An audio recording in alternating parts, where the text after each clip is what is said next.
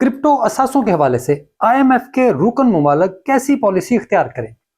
اس سوال کے جواب کی تلاش کے لیے عالمی مالیاتی فنڈ کے ایگزیکٹو بورڈ نے ایک تفصیلی پالیسی پیپر پر غور کیا ہے۔ اس کا عنوان elements of effective policies for crypto ہے۔ اس کو ڈاؤن لوڈ کر کے آپ خود بھی اس کا مطالعہ کر سکتے ہیں۔ پیپر کا مقصد بالکل واضح ہے کہ IMF کس طرح اپنے رکن ممالک میں معاشی اور مالیاتی استحکام برقرار رکھ سکتا ہے۔ اس پالیسی پیپر کی مدد سے IMF کے رکن ممالک کے بنیادی سوالوں کے جواب دینے کی کوشش کی گئی ہے۔ پہلا یہ کہ کس طرح سے کرپٹو ایسٹ سے فائدہ اٹھایا جا سکتا ہے۔ دوسرا یہ کہ اس سیکٹر میں خطرات کیا ہیں اور ان کے لیے یعنی ان خطرات سے نمٹنے کے لیے کیا مناسب پالیسی اپنائی جائے۔ اس پیپر میں رکن ممالک کے لیے جو مجوزہ ضابطے پیش کیے گئے ہیں وہ فائنینشل سٹیبلٹی بورڈ کے معیارات سے مطابقت رکھتے ہیں۔ کرپٹو ایسٹس کے لیے مؤثر پالیسی لانا بڑے مالیاتی اداروں اور حکومتوں کے لیے ترجیح بنتا جا رہا ہے۔ کچھ کرپٹو کرنسیوں کی تباہی، ایکسچینجز کی بربادی اور کرپٹو ایکو سسٹم سے جڑے کچھ لوگوں کے کردار نے اس نظام پر سوال اٹھائے ہیں۔ مارکیٹ کی موجودہ سست روی کی صورتحال کے باوجود کرپٹو ایسٹس مستقبل میں ڈیولپ ہوں گے۔ ایسے میں ہاتھ پر ہاتھ دھر کر بیٹھا نہیں جا سکتا۔ IMF کا پیپر بنیادی طور پر 9 ایلیمنٹس پر مشتمل ہے۔ اس کی مدد سے رکن ممالک اپنی ایک جامع اور دوسروں سے مطابقت رکھتی پالیسی تشکیل دے سکتے ہیں۔ عالمی مالیاتی ادارے کے یہ 9 نکات کیا ہیں، یعنی یہ 9 پوائنٹس ایجنڈا کیا ہے، آج یہ جاننے کی کوشش کرتے ہیں۔ ویلکم ٹو کرپٹو بابا، میں ہوں علی ریحان۔ لیٹس ڈائیو ان۔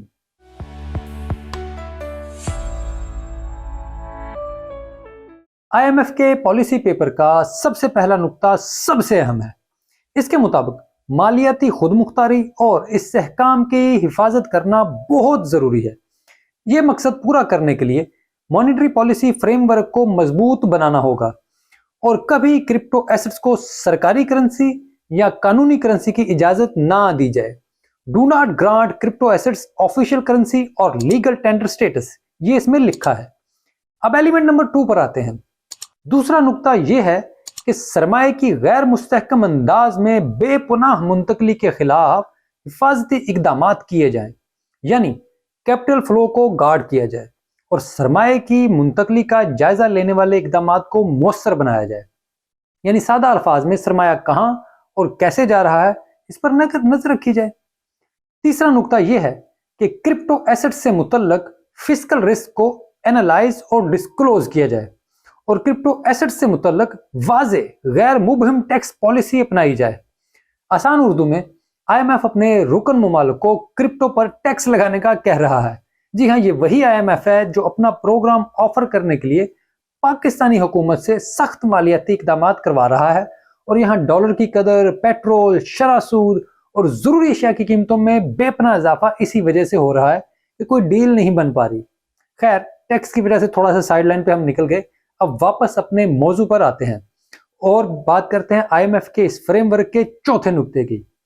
چوتھا پوائنٹ یہ ہے کہ کرپٹو ایسٹس کی قانونی حیثیت واضح کی جائے، یعنی ان کا لیگل سٹیٹس واضح کیا جائے اور اس سے منسلک قانونی مسائل کو بھی دور کیا جائے۔ کرپٹو کموڈٹی ہے یا سیکیورٹی، حلال ہے یا حرام، یہ اسی نوعیت کی بحث ہے جس پر ہم آپ کو اپڈیٹ کرتے رہتے ہیں۔ اس پر پہلے سے ایک ویڈیو بھی موجود ہے، بلکہ 2-3 ویڈیوز موجود ہیں، اب ان کو ضرور دیکھیے گا۔ پانچواں نقطہ یہ ہے کہ کرپٹو مارکیٹ میں کام کر رہے افراد اور اداروں کو جانچنے کے لیے کوئی میکنزم بنایا جائے۔ ان افراد کی اور اداروں کی کارکردگی اور کام کرنے کے طریقہ کار کے لیے خصوصی ضابطے بنائے جائیں اور ان کا پھر نفاذ بھی کیا جائے۔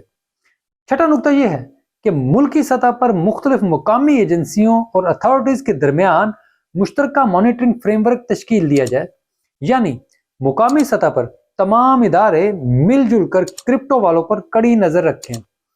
ساتواں نقطہ یہ ہے کہ کرپٹو ایسٹس کی ریگولیشنز پر عمل درآمد کرانے اور ان کی سپرویژن کے لیے بین الاقوامی سطح پر مشترکہ کوششیں کی جائیں، یعنی بین الاقوامی سطح پر کوئی اتھارٹی اسٹیبلش کی جائے۔ آٹھواں پوائنٹ یہ ہے کہ عالمی مالیاتی نظام کے استحکام پر کرپٹو ایسٹس کیا اثرات مرتب کرتے ہیں، اس کو بھی مانیٹر کیا جائے۔ IMF के पॉलिसी पेपर का 9वां और आखिरी नुक्ता भी इंतहाई अहम है। इसमें कहा गया है कि आलमी सतह पर डिजिटल इंफ्रास्ट्रक्चर बनाने के लिए ताउन को मजीद बढ़ाया जाए, सरहद पार अदायगियों और फाइनेंस के लिए मुतबादल हल तलाश किए जाएं।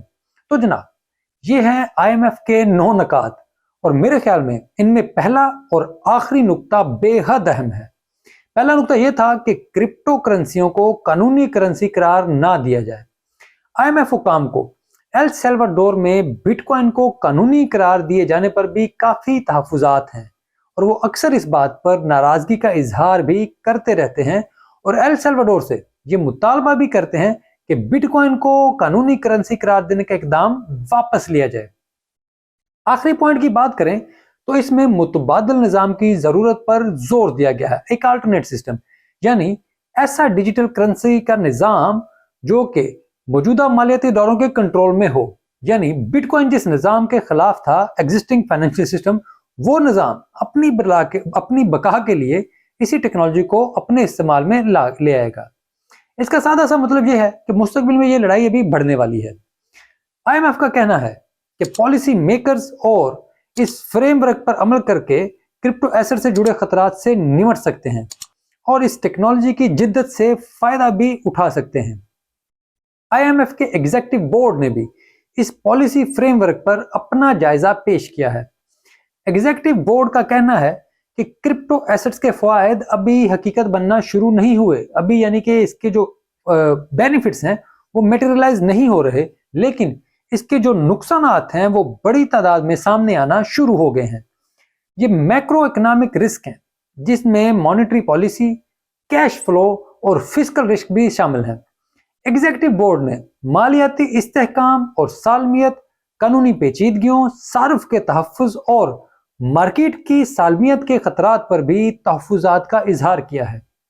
क्रिप्टो एसेट्स की बड़े पैमाने पर अडॉप्शन से मॉनेटरी पॉलिसी मुतासर हो सकती है, कैपिटल फ्लो मैनेजमेंट पर भी असर पड़ेगा और फिस्कल रिस्क बढ़ेगा। ये बड़े पैमाने पर एडॉप्शन लॉन्ग टर्म में आलमी मालियाती निज़ाम के लिए भी खतरा बनेगी। IMF के डायरेक्टर्स ने FATF के एंटी मनी लॉन्ड्रिंग और टेरर फाइनेंसिंग रोकने के इकदामात पर भी सख्ती से अमल दरामद करने की जरूरत पर जोर दिया है। डायरेक्टर्स ने इस बात पर भी इत्तफाक किया है कि सख्त किस्म का बैन कोई पहला हल नहीं होना चाहिए, ताहम कुछ टारगेटेड पाबंदियां लगाई जा सकती हैं। ऐसा किसी मुल्क की मुकामी पॉलिसी और हुकाम की कैपेसिटी को मद्देनजर रखकर किया जा सकता है। ताहम कुछ डायरेक्टर्स इस मौक़िफ़ के भी हामी हैं कि मुकम्मल पाबंदी का ऑप्शन भी ओपन रखना चाहिए। तो जनाब, ये था IMF का 9 नुकात पर मुश्तमिल फ्रेमवर्क और उनके एग्जीक्यूटिव बोर्ड के ख्यालात का खुलासा। उम्मीद करता हूं कि आपको ये वीडियो पसंद आई होगी। इसको लाइक और शेयर जरूर करें, और अगर आपने चैनल अब तक सब्सक्राइब नहीं किया तो ये मेहरबानी भी कर दें। कमेंट्स में आपकी राय का इंतजार रहेगा। आप गलतियों की निशानदेही करते हैं, इसके लिए मैं बहुत शुक्रगुजार हूँ। ज्यादा मुख्तात होकर भी काम करने की कोशिश करूंगा, ताहम कहीं पर भी कोई गलती कोताही हो आप जरूर उसकी निशानदेही करें, ताकि हम आगे उसका अजाला कर सकें और बाकी व्यूअर्स तक दुरुस्त मालूमात पहुंचा सकें। आप ट्विटर पर भी मुझसे रब्ता कर सकते हैं। आपको रिप्लाई करने की भी भरपूर कोशिश करता हूं और करता रहूंगा। वीडियो देखने के लिए आपका बहुत शुक्रिया।